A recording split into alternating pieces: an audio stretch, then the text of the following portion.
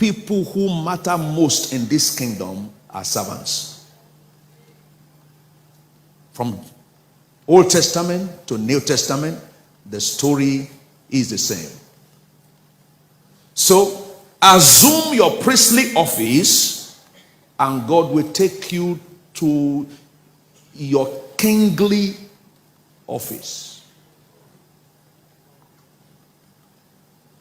Only those who bow to serve will ever rise to lead. Only those who stoop to wash the feet of others will ever rise to take the lead. So pastors who may be here, don't look for a congregation. No. I was privileged to start pastoring a church of 4 people, including myself.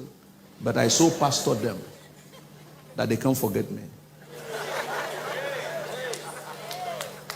Spiritual services, material services, physical services. There is nowhere I pastor that you don't feel me. And there is no one who by the grace of God leaves me that does not miss me. By reason of touchable, tangible services rendered. This afternoon, a widow then, when our church, when I was privileged to serve in Maiduguri, came with her children and grandchildren, and they were calling me grandfather by reason of the services rendered. We need to set our priorities right. Stop thinking, what will I get from this? What you get is secondary. It will automatically come. It will come.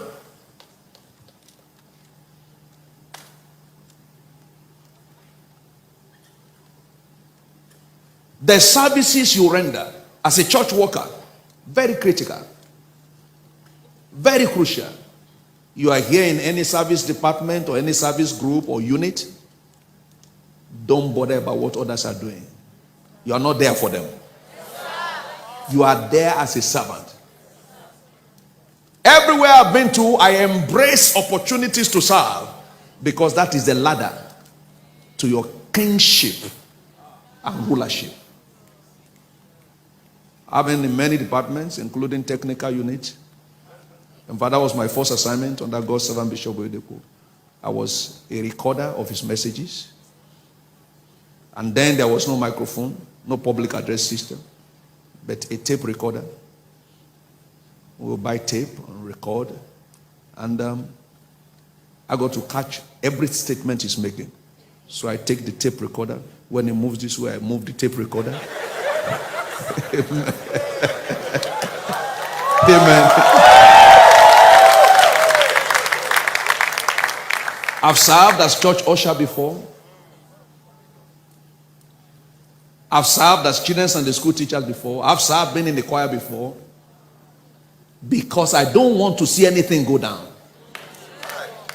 I find myself as it were tearing myself to this place because I don't want to see a gap anywhere. Just looking for what to do.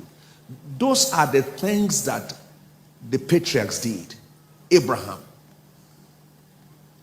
Moses was everywhere to a point that he almost lost his life pastoring 3 million people until he received counsel from his father-in-law on how to manage himself. But he never bothered to die. As a matter of fact, he got to a point, he told God, if you will not rescue these people, take me. Don't bother. If you take their name out of the book of life, don't write my own there.